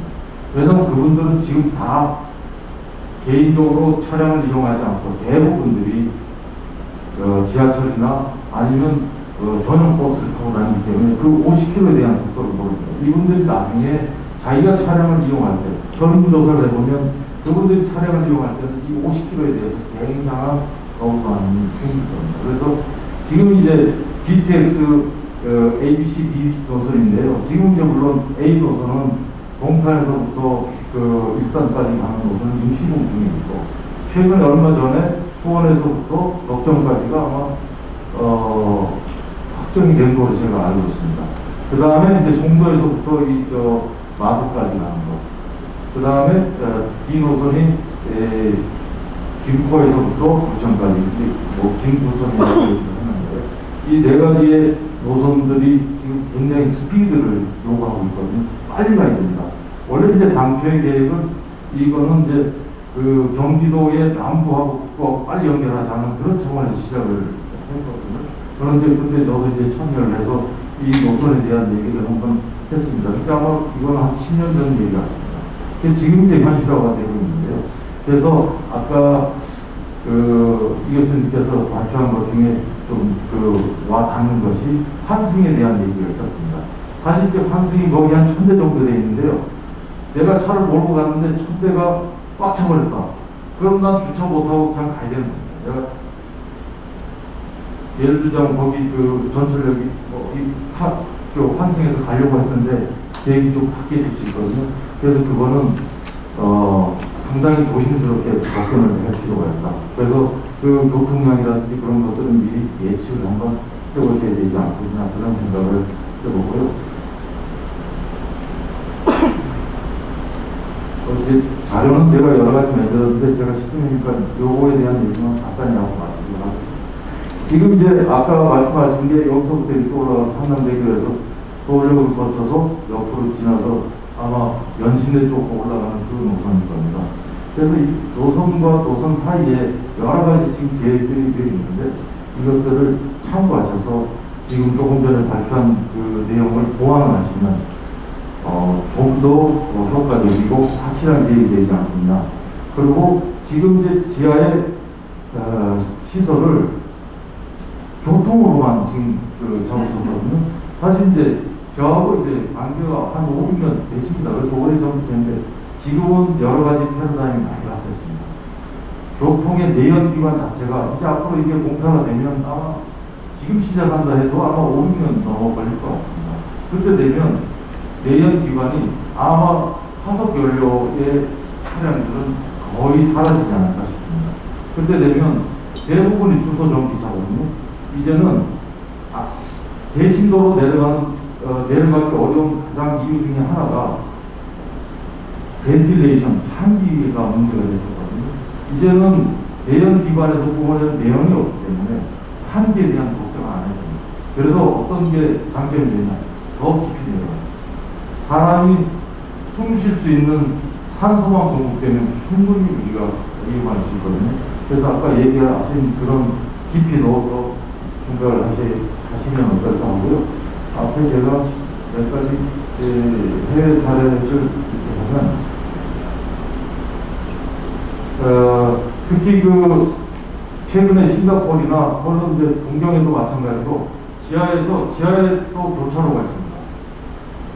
고속도로 지하 교차로를 지금 생각하고 있거든요. 그래서 그런 여러 가지들을 고려해서 이 간선도로망과의 연계 이렇게 하시면 좋겠다. 그리고 이 지하의 도로 밑에는 아까 영동대로 지화에서 아까 사진을 보여주셨는데 1, 2층은 교통이 지나갑니다. 물론 7층에는 철도가 지나가고 가운데 층에는 그 외 여러 가지 편의시설이 들어가고 있거든요. 그래서 지금 알토란 같은 경부고속도로 서초 구간을 조금 더 깊이 있게 영동대로 지하를 조금 아까 말씀하신 알고 계시니까 그런 것들도 가미시켜서 좀 더 큰 규모의 물론 이제 재원 확보라든지 그런 게 필요할 수도 있겠습니다만은 그런 것들을 조금 더 하시면 어떨까. 그래서 제가 사례를 몇 개를 이제 준비를 했는데 다음 기회에 있으면 지금 11분인데 여기서 계속 체크하고 계신데 다음 기회에 한번 말씀드리고 하여간 경부고속도로가 사실 1951년 7월 7일 사실 준공이 됐습니다. 그래서 7월 7일이 도로의 날입니다. 그래서 사실 올해가 50주년 대회가 진행되거든요. 그래서 오늘 특별히 경부고속도로에 대한 얘기를 하시는 게 좀 더 와서 닿고 또 제가 토론하게 돼서 굉장히 영광스럽습니다. 이상 마치도록 하겠습니다. 고맙습니다. 예, 고맙습니다. 발표 자료까지 보도 자료까지 준비해 주신 시간 제한이 있더라고요. 우선 제가 수요를 뽑아보겠습니다. 기술의 한계에서는 맞다. 그런 통이나 공간, 너무 공간 쪽에 치우친 게 아니라 그 통량 요청했습니다. 여러분, 도로 정의를 어떻게 하는지 아세요? 도로공사에서 내린 정의는 이럽니다. 사람과 사람, 그 다음에 지역과 지역을 연결하는 도로라고 부릅니다. 그러면 이제 이성호 회장께서 말씀하시는 것처럼 연계성을 상당히 중시했었고, 그 다음에 궁금한 게 이제 철도는 고수가 되는데 도로는 왜 고수가 되지 않냐. 여러분들이 정부적인 현대 자동차이죠. 자동차에서 요새 300km짜리 자동차를 만드는 데잖아요. 도로는 왜 100km에서 50km 떨어지나? 이제 이런 문제를 우리가 고민할 때가 되지 않나. 이제 그런 문제도 제기를 해주고, 예전에 2000년도에 한번 일본을 방문했더니 일본 순환도로가 지하 60m로 내려가는 현장을 봤었거든요. 우리가 40m면 좀 더 깊게 내려갈 필요가 있지 않냐까지 말씀하셨습니다.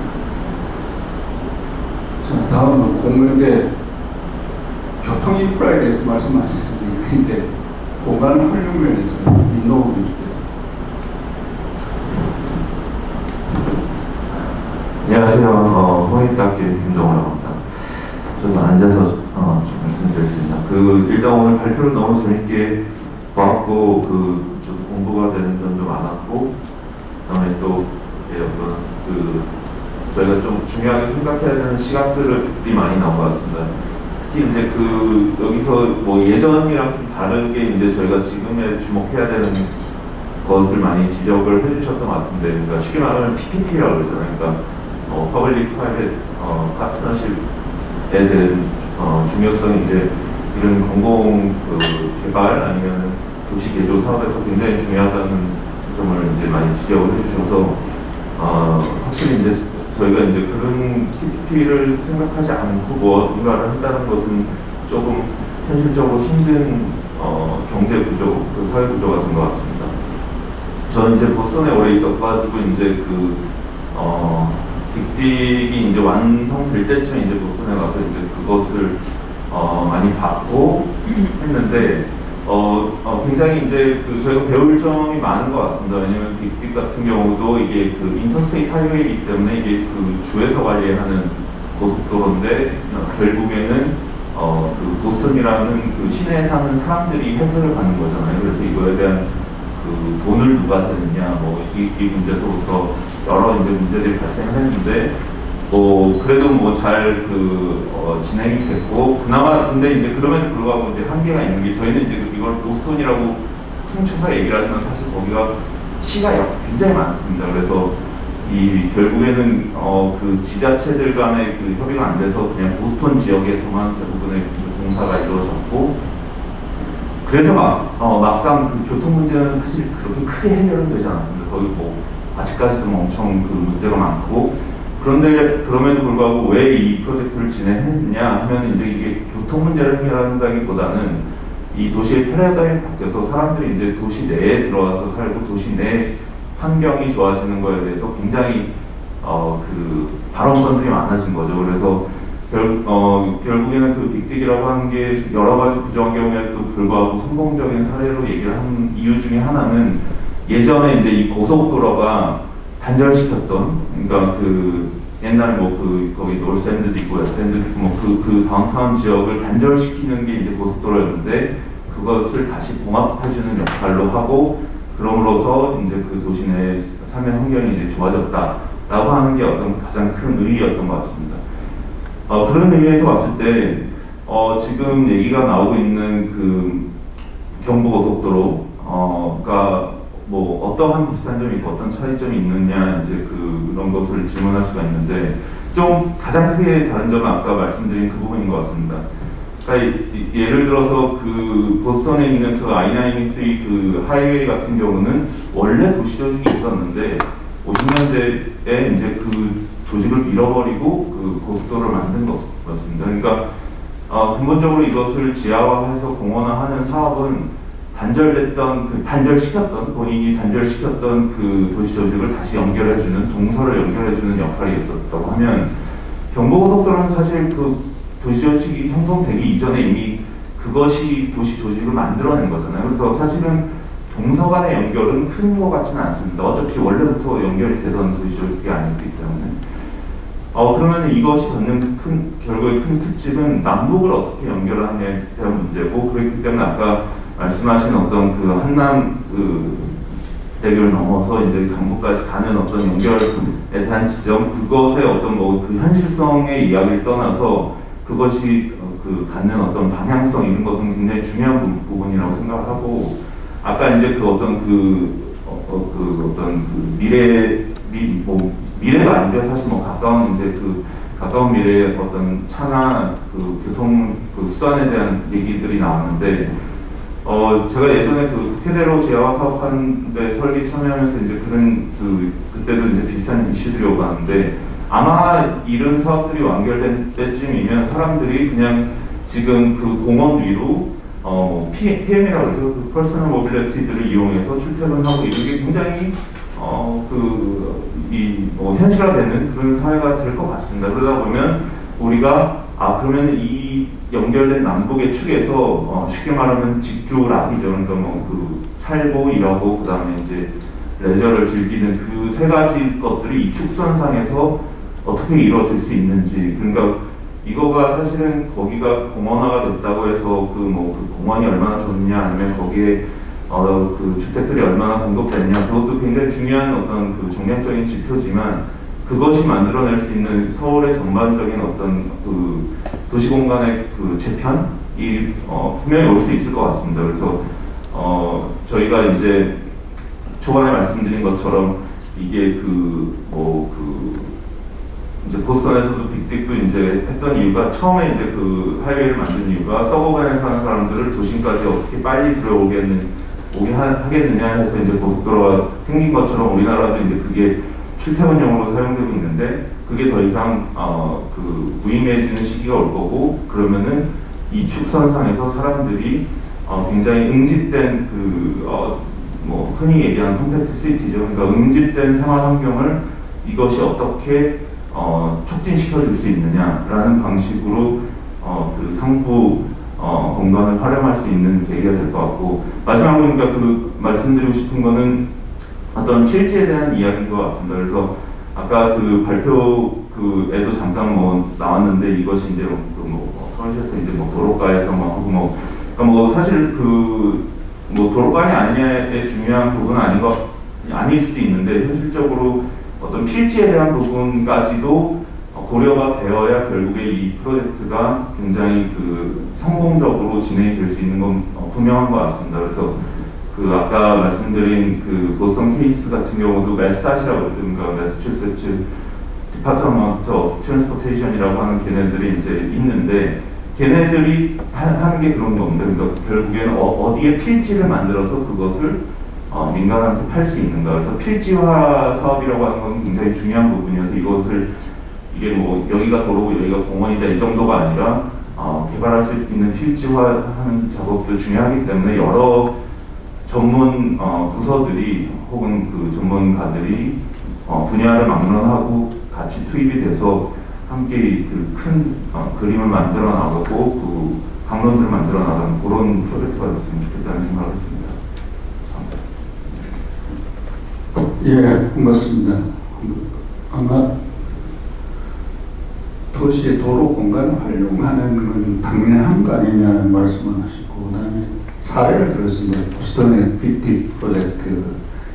여기서 주요 시사점이 뭐냐면, 개발 전하고 후에 이 비교가 사람들한테 어떻게 먹히느냐. 아마 그런 게 상당히 큰 시사점 같고, 그다음에 이 단절을 연결시키는 것, 도로를 단절되는 걸 연결하는 것, 그런 면에서 도시공간 재편, 이게 사실은 지난 5월 말에 이런 이야기가 있었거든요. 우리나라가 지금 인구 생태계하고 산업 생태계가 급변하면서 국토 공간의 생태계를 혁신을 해야 될 시기가 온 것 같다. 이미 늦지 않느냐는 오늘 임 교수께서 또 말씀하셨고, 그다음에 도시 재생이라는 말을 많이 하시는데요. 여러분들이 일본은 도시 부흥이라는 말을 쓰더라고요. 도시를 통해 새로운 활력을 찾자는 그런 것도 여기서 나오는 것 같습니다.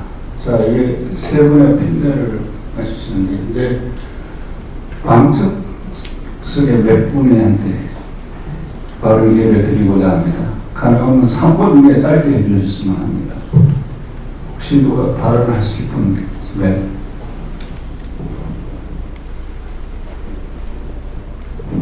네, 서울대 건설환경조합연구소의 남궁입니다. 오늘 발표 잘 들었고 토론 내용 잘 경청을 했습니다. 근데 이 사업의 목적이 무엇인지 조금 불분명하다는 생각을 했습니다.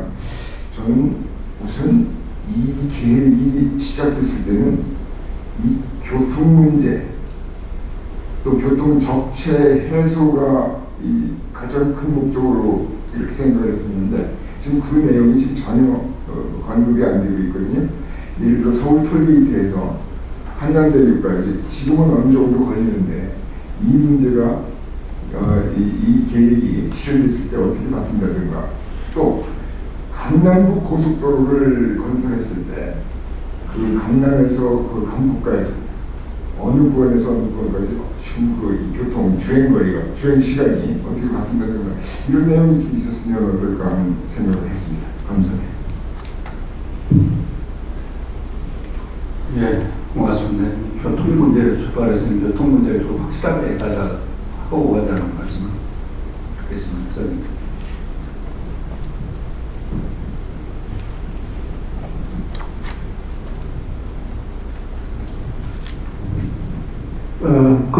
오늘 강의 정말 잘 들었습니다. 그리고 토론도 잘 들었습니다. 건설기술관리협회 회장 김영호입니다. 저는 이번 검토하시면서 고속버스 터미널, 지금 고속버스 때문에 이 강남의 교통이 많이 영향을 받고, 그 다음에 평일에는 고속버스에 승객이 별로 없어요. 그러면서 교통만 유발하니까 이번 검토안에 고속버스 터미널 이전도 같이 검토하면 어떨까 이런 생각을 합니다. 네, 감사합니다. 예, 고맙습니다. 역시 도시 이 재개발, 재보험 도시 대세에 대해서 정말 뭐 남부 터미널도 마찬가지거든요.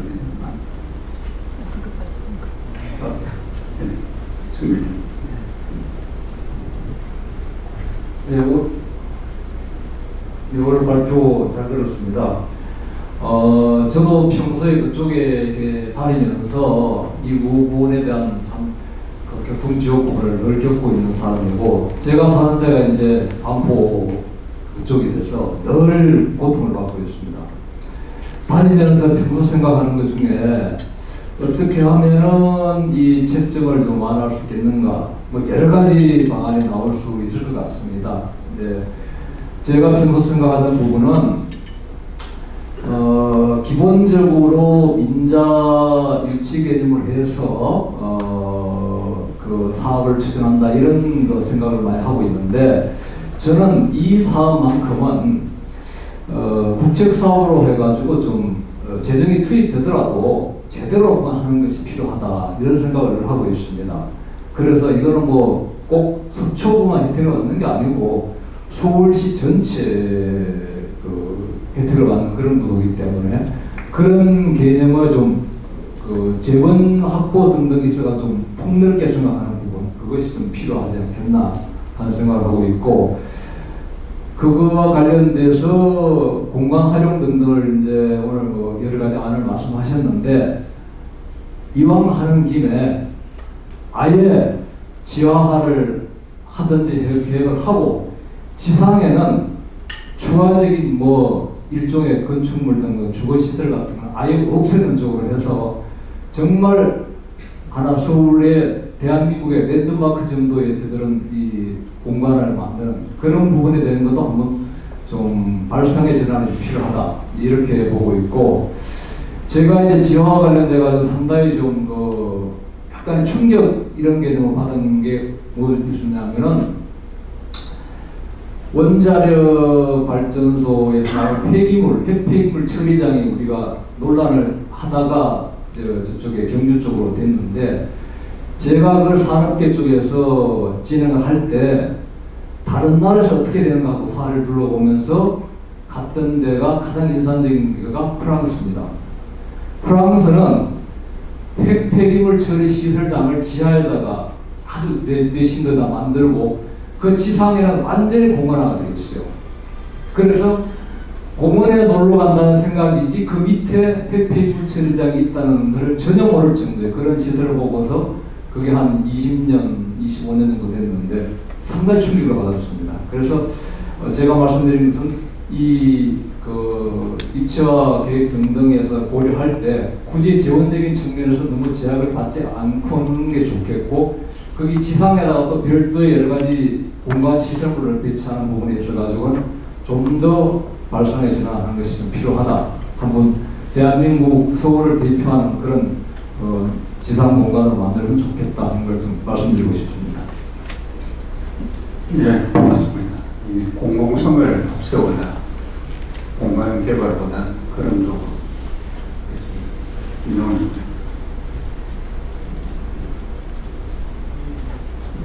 네, 판넬 분들하고 발표자께서 아주 중요한 말씀을 해주셨고 특히 이제 다학계 간의 협업이 필요하다라는 취지의 말씀해 주신 임동우 교수하고 이봉남 사회자께서 미래에 대한 미래교통 수단에 대해서 좀 노력을 해야 될 거라는 말씀 굉장히 공감을 하고 거기에 더해서 이게 사실은 서울시의 어떤 교통체계를 흔드는 일이기 때문에 서울시 전체의 어떤 마스터 플랜을 다시 한번 재점검하면서 이런 프로젝트를 좀 추진했으면 좋겠다.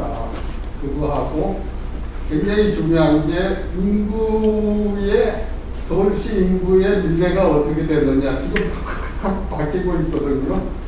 그게 굉장히 중요한 관점이고 그건 주택 문제하고도 연관이 되고 아까 이성호 토목학회장께서 외국의 사례를 많이 스타디한 것 같은데 외국에 굉장히 모범적인 사례가 있거든요. 임동우 교수가 얘기한 빅디 프로젝트 보스턴 등등 그런 거 있고 저희 회사가 사우디의 네옴 신도시 프로젝트에 프로그램 매니지먼트 하는 초기 영역을 최근에 수주했는데 거기 굉장히 큰 투자고 굉장히 큰 도시인데 지상으로는 차가 안 다니는 도시를 건설합니다. 그래서 앨런 머스크가 추진하는 투부가 들어가거든요. 그런 사례도 있으니까 조금 종합적으로 서울시 내지는 광역도시 차원에서 마스터 플랜을 가지고서 이거를 갖다 추진했으면 어떨까 이런 생각을 합니다. 감사합니다. 예, 고맙습니다. 좀 더 거시적으로 보는 게 좋지 않나. 지역적인 문제에 국한되지 말고 광역으로 생각을 좀 했으면 좋겠다는 말씀을 제가 듣겠습니다. 자, 이게 말제, 그 다음에 세 분의 판넬, 네 분의 이야기가 있습니다. 이제 방식성 공간의 시간 제약을 때문에 우리 이동동 교수님께서 혹시 수용서 한 2, 3분 내로 해주시면 합니다. 예, 오늘 제가 급하게 말씀을 드려서 전체적으로 이제 다 아마 조금 말씀을 못 드린 부분도 있는데, 우선 이제 교통문제는 당연히 이제 지금 디테일하게 해야 되고, 저희들이 같이 연구를 시작할 때 당연히 교통 전문가하고 같이 여러 토론했습니다. 제가 오늘 구체적인 이제 교통은 사실 제가 그쪽 전문가가 아니기 때문에 그건 제가 구체적으로 설명을 못 드렸는데 그 당시에 여러 가지 시뮬레이션도 하고 해서 이제 했다는 말씀을 드리고요. 고속도로 터미널 관계도 이제 요게 사실 되면 고속터미널 쪽에 이전이 훨씬 더 이제 수월하고 같이 이제 해야 되거든요. 왜냐하면 이제 고속터미널이 우리 청계산 저쪽 이남 쪽으로 결국 내려가야 되는데 그럼에도 불구하고 이제 고속터미널이라는 게 정차 기능이 있고 박차 기능이 있거든요. 그러니까 정차 기능이라는 건 이제 사람을 태워서 가는 거고, 이제 어떤 뭐 이제 뉴욕이든 도쿄든 대개 이제 고속터미널의 그 정착 이런 데는 도심에 다 있습니다. 사람들을 와서 태워서 나가고. 근데 이제 지금 우리 고속터미널은 이제 박차기역까지도 다 시내 한복판에 차가 수백 대가 이게 이렇게 정착을 하고 있으니까, 박차를 하고 있으니까 이제 토지 이용이 불안이 좀 되는 거죠. 그래서 그거를 저쪽 그 정계산 쪽으로 지금 옮겨야 되는데, 그렇게 하려면 이 고속도로가 거기서 정비를 하고 박차를 한 다음에 빨리 와서 이 사람들을 태우고 다시 이제 가야 되지 않습니까? 고속터미널이. 그렇게 하려면 이게 이제 꼭 필요하고, 그래서 이거 되면 당연히 고속터미널 이전하고 같이 맞물려서 이렇게 될 것 같고요. 그래서 어쨌든 지금 이제 제가 제 전공이 이제 도시 설계 건축 이쪽이다 보니까 공간에 대한 얘기를 오늘 집중적으로 했고, 또 그 부분은 제일 이제 아마 우리 경고속도로 얘기를 할 때 잘 모르시는 부분 같아서 제가 좀 상세하게 말씀드릴 거예요. 그 외에 도로 문제라든지 교통 문제, 이런 문제는 이제 가장 기본 중에 기본이기 때문에 오늘 앞으로 이거를 이제 본격화하면 당연히 이제 다양한 전문가들이 같이 고민을 해서 이제 하나의 융합된 프로젝트를 만들어내는 그런 과정인 것 같습니다. 네, 고맙습니다. 이게 토론을 마치는 게 이게 하드 이슈죠. 그런데 여러분들이 이제 발제자, 지금 토론자, 방송 여러분들도 공감하시는 문제가 있습니다. 정답은 없지만 반드시 풀어야 될 문제라는 거는 공감을 하신 것 같고, 그다음에 지역의 문제가 아니라 서울 아니면 전국의 문제로 가야 된다. 그럼 도시교통 공간 이용은 좀 예측 불가성이 상당히 큽니다. 빅딜이 상당히 성공 모델이라면 이게 사업 기간도 무지하게 늘어나고 예산도 5.8배가 늘어났습니다. 이게 말하자면 비즈니스는 성공했는데 프로젝트는 가장 실패한 프로젝트 중에 하나입니다. 그만큼 도시 그 재개발에는 변수가 많다는 뜻이겠죠. 그러면서 김동훈 회장께서 이게 프로그램 매니지먼트의 종합 컨트롤 타워 역할이 상당히 중요하다는 것은 세상 강조를 드리면서 오늘 뭐 발제, 토론, 그 다음에 방송 끝까지 나오는 경제인 뉴스 여러분들께 감사를 드리면서 제 차장 역할을 마칠까 합니다. 감사합니다. 님과 발제 및 토론님께 다시 한번 큰 박수 부탁드리겠습니다. 마무리 인사로 저희 공동대표이신 이현우 교수님의 마무리 말씀 듣도록 하겠습니다.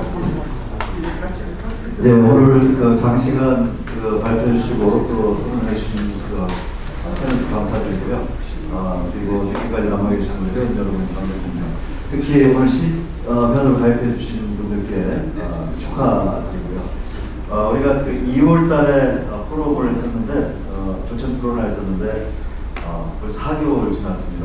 그래서 뭐 보통 그 나지안 세미나는 몇 번 했습니다만 조천 토론을 2번째 하는데 예상외로 이렇게 많이 지원을 신청을 해주셔가지고 오늘 성황리에 토론회가 잘 마쳐진 것 같습니다.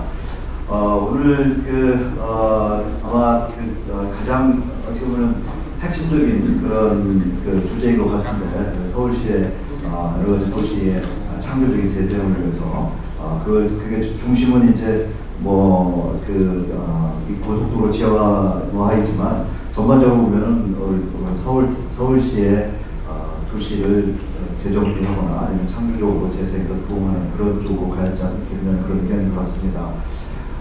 우리 건설산업 비전 포럼에서는 이런 뜨거운 주제뿐만 아니라 이 건설산업의 발전을 위한 여러 가지 연구들도 하고 있고 또 그런 것을 이제 정부의 정책제화도 하고 있습니다. 최근에 저희 포럼에서 건설 비전 2030 연구를 끝냈습니다.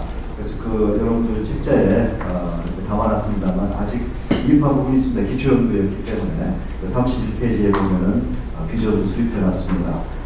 우리 글로벌 경쟁력을 확보를 해서 또 국가 경제에 도움이 되는 고부가치 산업으로 거듭나자는 그런 비전을 가지고 있습니다. 실천 계획도 잘 만들어놨습니다만 그것이 이렇게 실천되기 위해서는 또 다른 또 노력이 좀 필요하고요. 내년에 대선이 있습니다. 그래서 우리는 이 세상을 바꾸기 위해서 또 건설이 국가 경제에 영향을 또 이렇게 미치는 그런 산업인 것을 또 강조하기 위해서 대선 캠프에 비전 2030뿐만 아니라 그 별도의 주제별로 저희들이 연구원에서 제안을 드릴까 합니다. 오늘 좀 개인적으로는 그 이승호 교수님께서 말씀하신 7월 7일 이게 바로 그 도로의 날이고 경부 고속도로 개통했던 날이라고 생각을 말씀하셨는데 벌써 50년이 됐네요. 네. 7월 7일이 제 생일입니다. 그래서 저는 잊지 않았습니다. 아무튼 오늘 바쁘신 가운데 참석해 주신 비전 포럼 회원 여러분 감사드리고요. 또 모처럼 자리해 주신 우리 전 현대차국 또 현대건설 부회장 여기 오셨던 정진영 부모님께 감사드립니다. 네, 그러면 다음 프로그램은 아마 앞으로 코로나가 이제 많이 회복될 것 같고 그래서 우리 계획대로 좀 진행하도록 하겠습니다. 여러분들의 적극적인 참여와 관심을 부탁드립니다. 감사합니다.